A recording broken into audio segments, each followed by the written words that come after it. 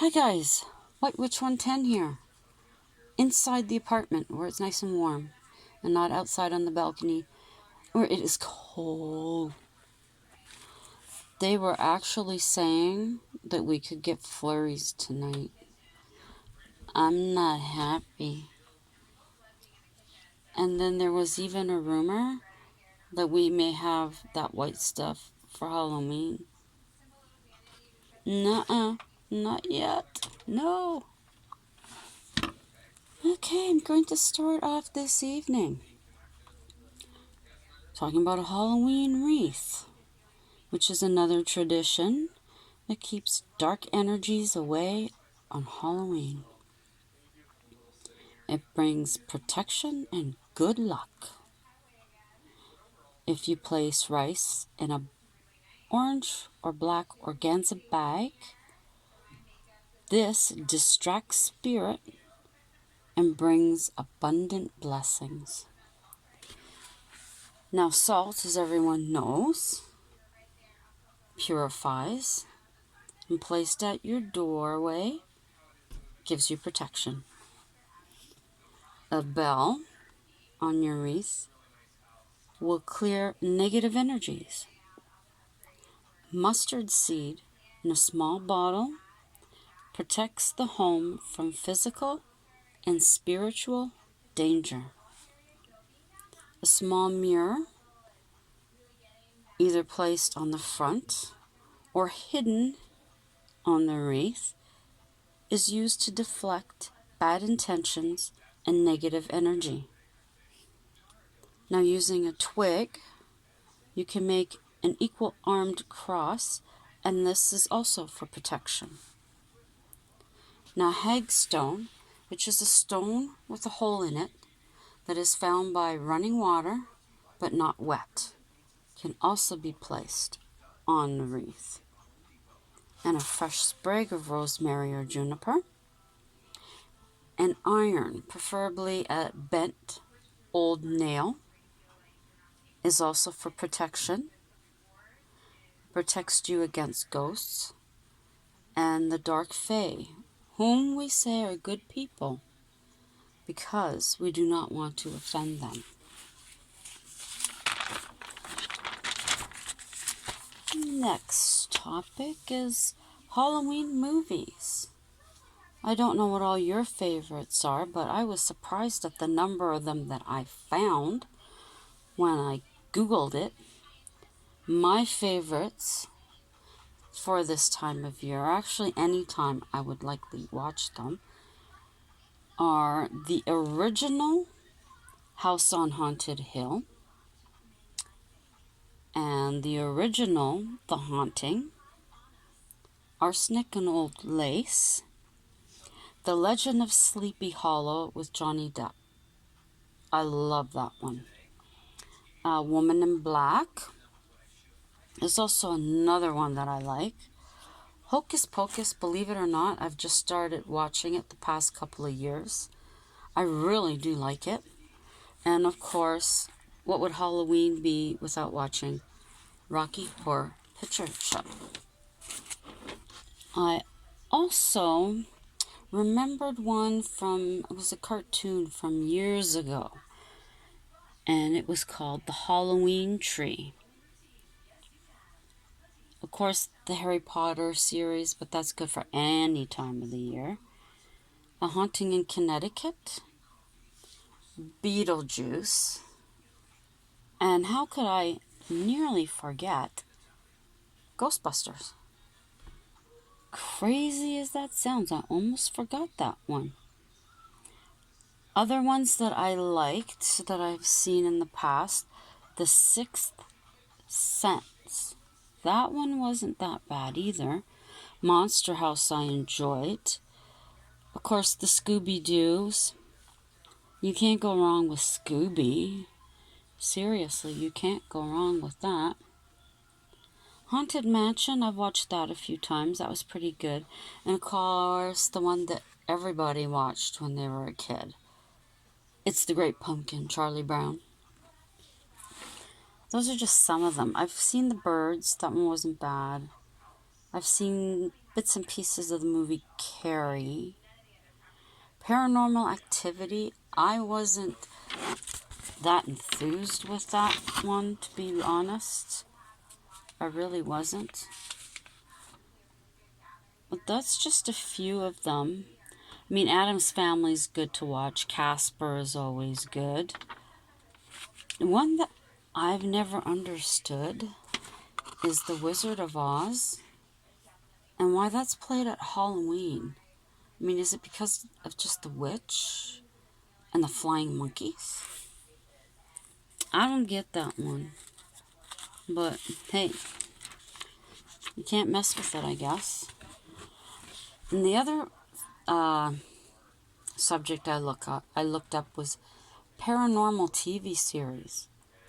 And there is a you-know-what load of them.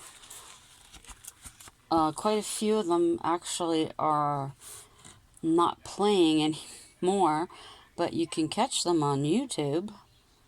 But some of the ones that they're saying are still current are A Haunting, Deadly Possessions, Ghost Adventures, of course, Ghost Asylum, Ghost Encounters, Ghost Hunters. They've just come back online with Grant.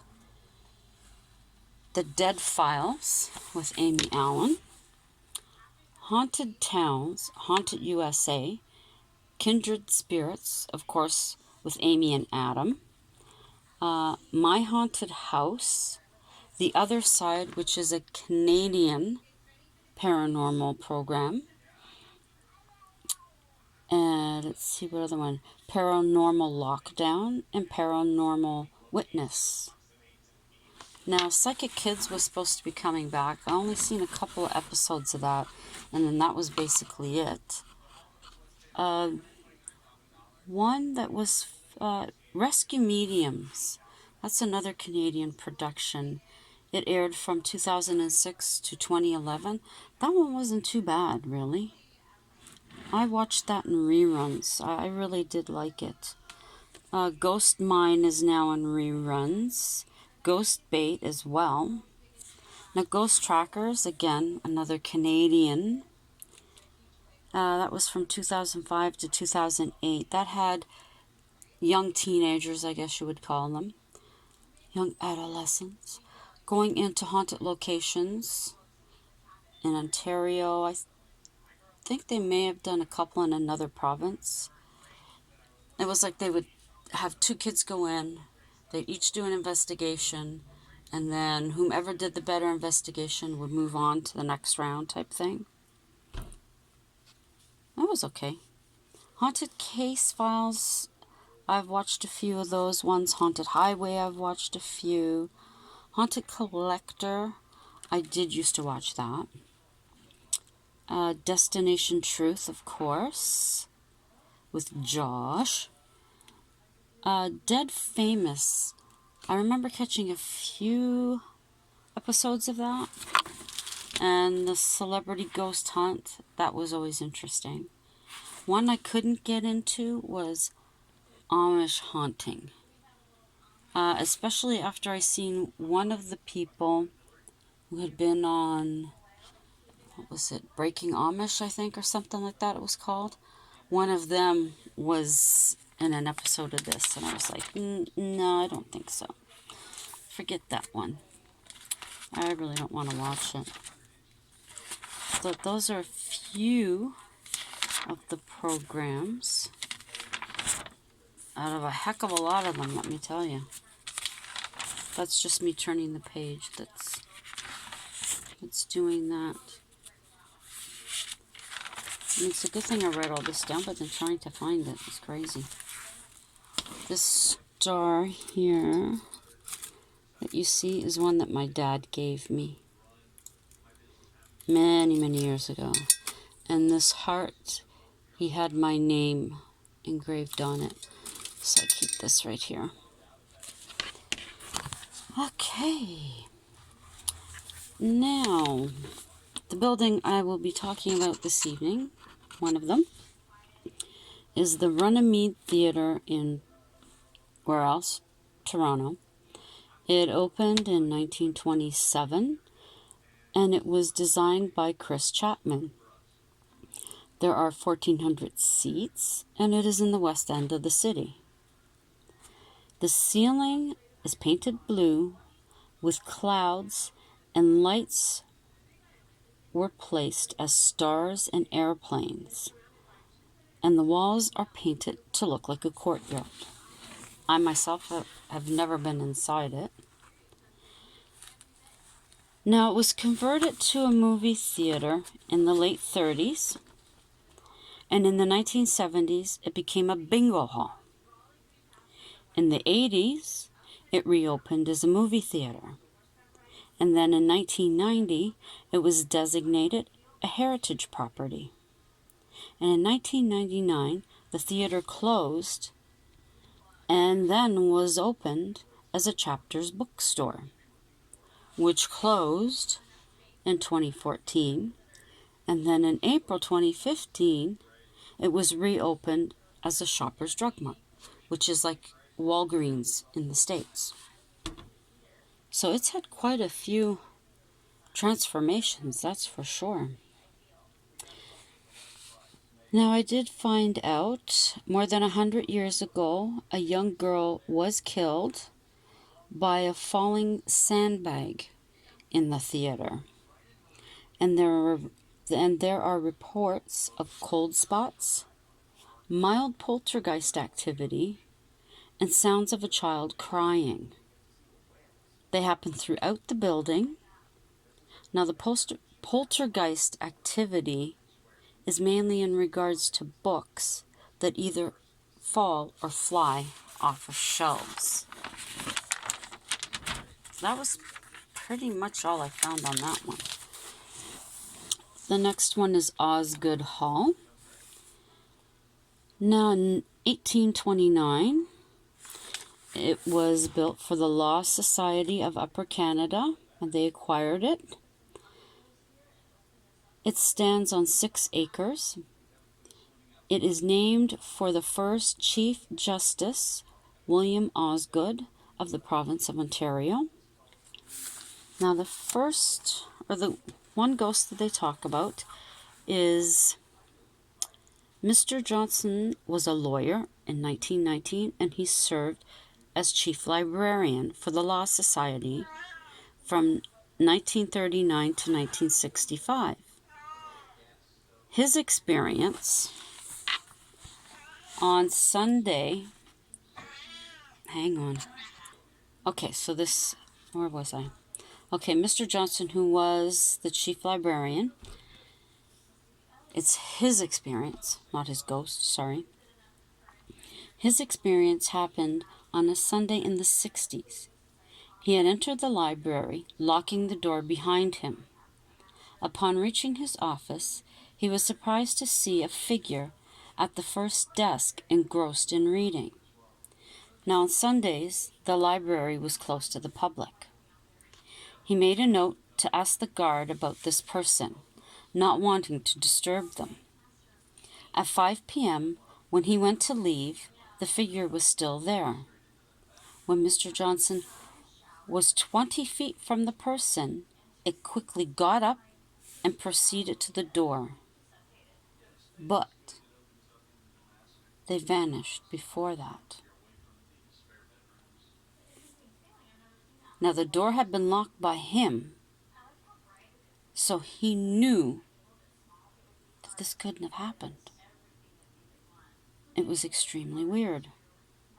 And then during Doors Open, which is just like they have here in some other Canadian cities, where buildings like museums and here embassies and other historical buildings are open to the public without paying a fee. A visitor claimed that there was a portal by the fireplace in the main reading room. I don't know how you would know that, but I guess they just sensed it. And the story for this evening is in regards to a train. A morning train to work in the city. A mist envelops the train. Dampness gets into the bones. Every morning the same landscape. Old railway lines left years ago to rot off to the side.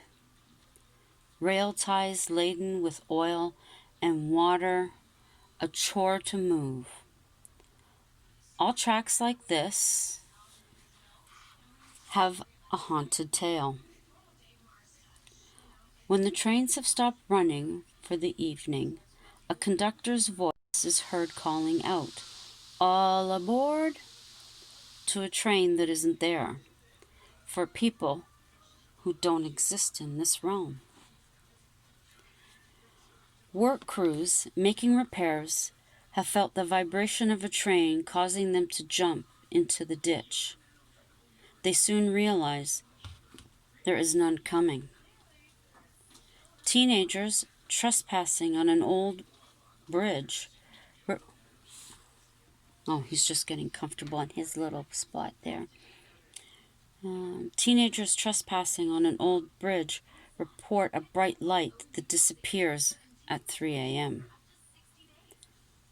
This report began on an evening when a gentleman was leaving downtown in the early hours after midnight. He arrived at the station to find that the gates were down. Turning round, he pulled out his phone to call a cab. From behind the gate, he heard the call for all aboard. He followed the fence till he could see the track below. Sure enough, there was a train on the tracks and passengers making their way on board. The gentleman shouted down to a man on the platform, "Sir, sir, the gate is closed." The man on the platform looked up and smiled. Seconds later, the gate was open. Believing it was operated electronically, he made his way down to the train, stopping to thank the man. Finding a seat, he settled in and nodded off. Upon hearing his station called, he woke and exited the train. Now the gates to his station were locked. Having no way to exit, he made himself comfortable on a bench. As the sun rose, a workman shook him awake. When asked how he had got in, the man explained, "There are no trains at that time, sir." He was sure he had broken in. The gentleman stood fast in his story. Hearing his story, an older man approached them. "Son, what did the train look like?" The man began to describe what he had seen. Suddenly he realized he was describing a steam engine. The worker looked at him wide-eyed. He had never stopped to think about it. He just jumped on the train, eager to get home. "Son, what did the people look like?" He sat and thought. He said they had all been dressed in 1900s clothing. But how could all this be? The man and the worker looked at each other. "Son, do you not recognize me?" Taking a closer look, "You're the conductor." Moments later, the elderly man vanished before their eyes. Neither man said not another word, but made their way to the gate. They exchanged a look and said good day. A year later, an article appeared in the local newspaper around Halloween. It explained the experience of a man who had been at that station. A photo accompanied the article. It was a picture from the early 1900s of a conductor killed by a train while working. He had been getting passengers on board as the train had started to pull out. His coat became stuck on a nail, and he was thrown to the tracks. The man in the photo was the man they had seen and spoken to. Wouldn't that be a little unnerving, having that experience and then finding out it was actually a spirit that you were talking to? Possibly. Well, that's it for this evening. I have a few more buildings to mention tomorrow and a few other subjects there in regards to Halloween. I may also, because I was lazy tonight too, I didn't bake. So tomorrow I gotta move my butt and get some stuff done. So until tomorrow, have a fabulous evening. Have a great start to your weekend tomorrow. To my regular subscribers, thank you once again for coming by. I really appreciate your support. And as I always say, it drives me to keep going because I really enjoy this. If you're just passing by and decided to stop, you like what you're seeing, you like what you heard, think about subscribing. Think about hitting that notification bell so you'll know when I upload. And if there are any videos that you found interesting, please give them a like and leave a comment. I do get back to my comments as soon as possible. So, until tomorrow, ciao for now.